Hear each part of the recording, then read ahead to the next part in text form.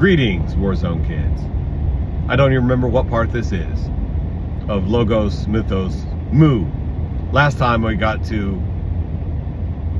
what would it mean to conceive of Sankhara as being empty? What could it mean?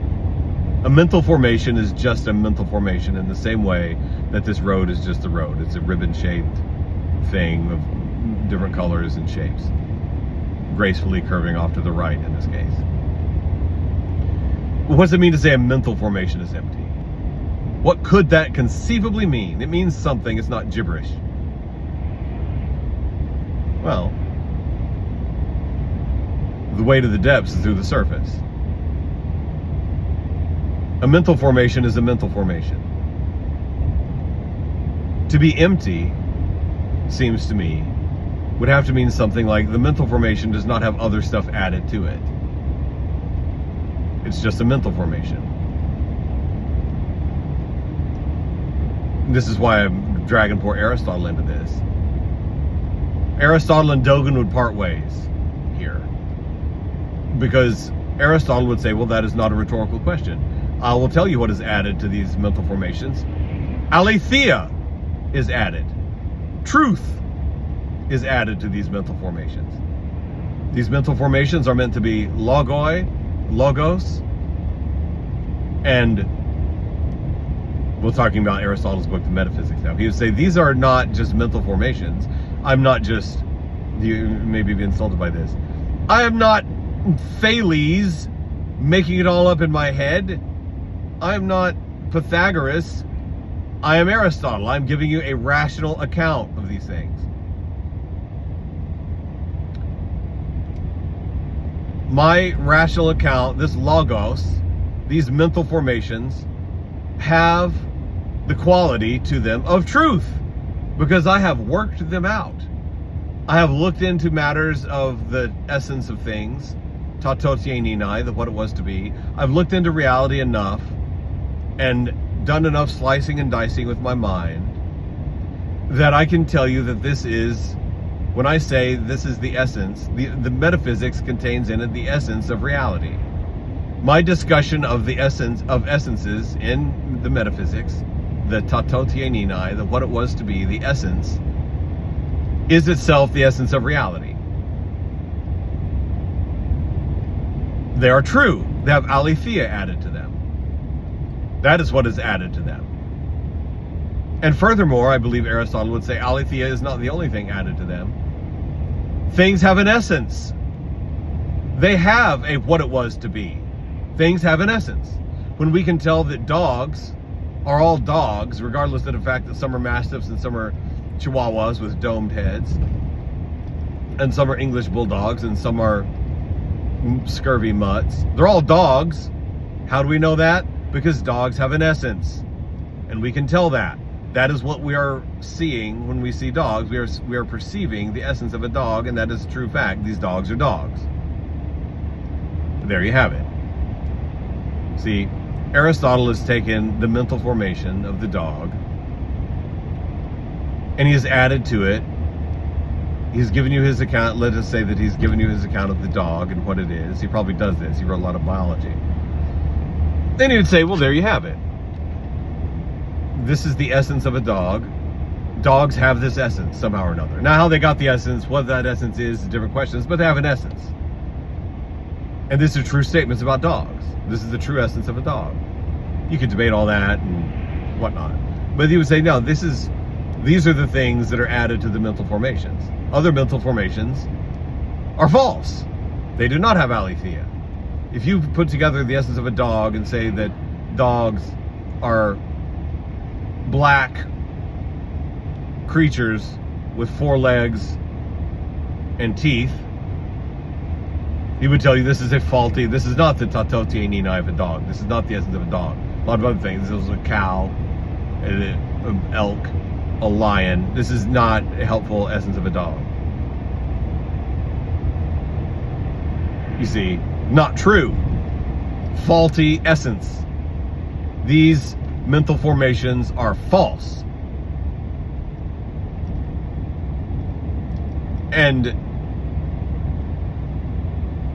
Dogen over there,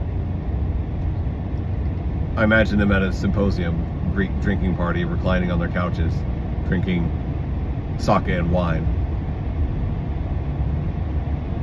Dogen would say, where are you getting all that from? These Sankhara that you're talking about, these mental formations, are all well and good, but they're mental formations. That's what they are. They're not mental formations with other things added to them, this aletheia, this truth that you're talking about. And these dogs are dogs. This essence that you're talking about is a mental formation in your head. That's fine. But it's not something else. The concept of essence in your head is just a mental formation. Mental formations are empty. They do not have this concept of aletheia added to them. Soundness and validity and logical arguments are mental formations. They do not have other stuff added to them. They're mental formations. That is what they are. The cosmos is the cosmos, and mental formations are mental formations.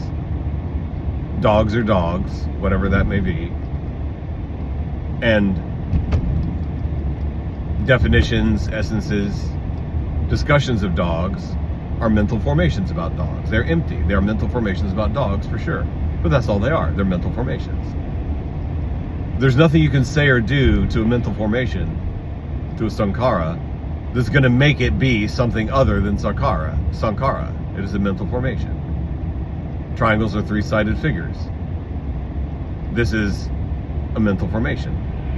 Find me an object that seems triangular, and I'll tell you it's triangular. There's not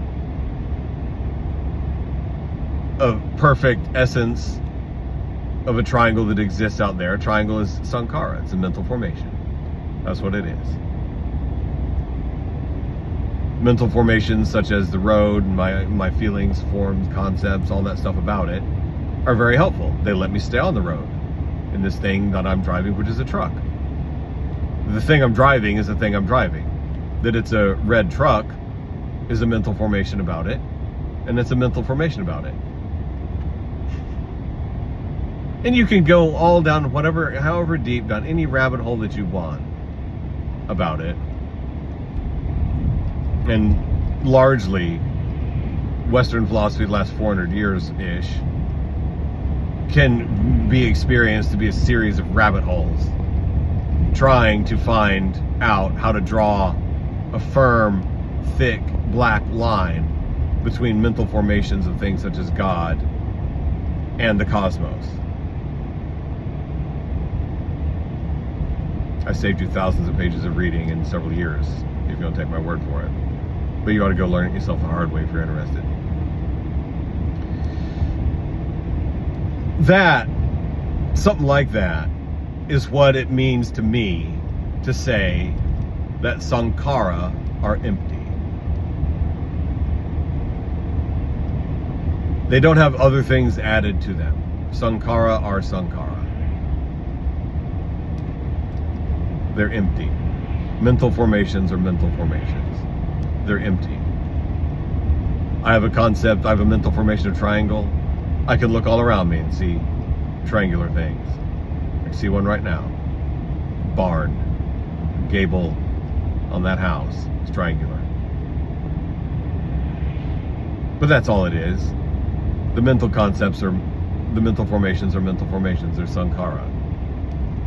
And Aristotle, Dogen would take his stick that is perpetually in the hand of all Japanese Zen abbots in my mental formation of them, and he would smack the papyrus out of Aristotle's hand and say, this is, you're wasting your time. There's no amount of words, there's no amount of scribbling that you're going to do on that papyrus that's going to turn mental formations in your head into something other than mental formations in your head. There's no argument that you're going to make that's going to create a thick, bold, black line solidly connecting the mental formations in your head with the stuff in the cosmos. Be satisfied with the idea that you know what a triangle is. and you recognize that that gable on that house is triangular. Be satisfied that you understand what truth, justice, and the American way is, without thinking that you have to draw a thick black line between that and the cosmos. That's what it means to me, Sankhara. So is Dogen writing a logos? No. He's not writing a logos. He is not writing something which purports to give a true, valid, accurate account of the essence of the universe. That is not what he's doing. And nor is he telling you a story about it. Once upon a time, 17 trillion kalpas ago, Dogen blinked his eye, and in every blink of his eye, 43 trillion quadrillion Dogens arose and departed in between each blinking of his eye. I have mushed together Dogen with some extremely dubious Hindu imagery. That would be a mythos. That is not what Dogen is writing. What Dogen are writing in his pieces are Sankhara. He has mental formations. He's reduced them down into squiggly marks on a page. I've looked at those squiggly marks on a page, and I've reconstituted them back into some kind of mental formations.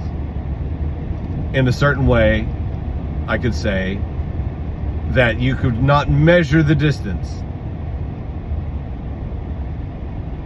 of the difference between the mental formations in this 21st century American man from west of the Mississippi, south of the Mason-Dixon line, who grew up in the shadow of the Dust Bowl, child sex abuse survivor, living with borderline personality disorder, addict, bulimic, binge eater, and the mental formations in the mind of, I think Dogen is probably around 35 or 40 or something like that, when he reduced those mental formations to those squiggly lines. Or he reduced them to words, and his assistant, Ejo, is that his name? Sorry. Wrote them down. Put them in a bottle, put them in the ocean of time. I picked them up, turned them back into mental formations in my mind. And here we are. In a certain sense, you could not measure the difference between the mental formations in my mind right now and the mental formations in Dogen's mind when he uttered those words to those monastics who were trying not to fall asleep, wondering when the old man would shut up so they could get back there to sitting on their cushions staring at the wall and sweeping and making rice and all that. And in another sense, it is my belief that in essence, I do have in my mind the essence of those Sankhara. The essence, which is a concept which doesn't really, you can't find in the cosmos. The essence, the idea of the essence of those Sankhara is itself Sankhara. And that's all it is. And I think in some respects, the essence of the Sankhara, about Sankhara, in the skandha of my consciousness, are the same as the essence of those Sankhara in the mind of Dogen, blinded by the sun. Sorry about that. That is a form and a perception that will get your attention. The sun in your eye, the glare on the ribbon of the road.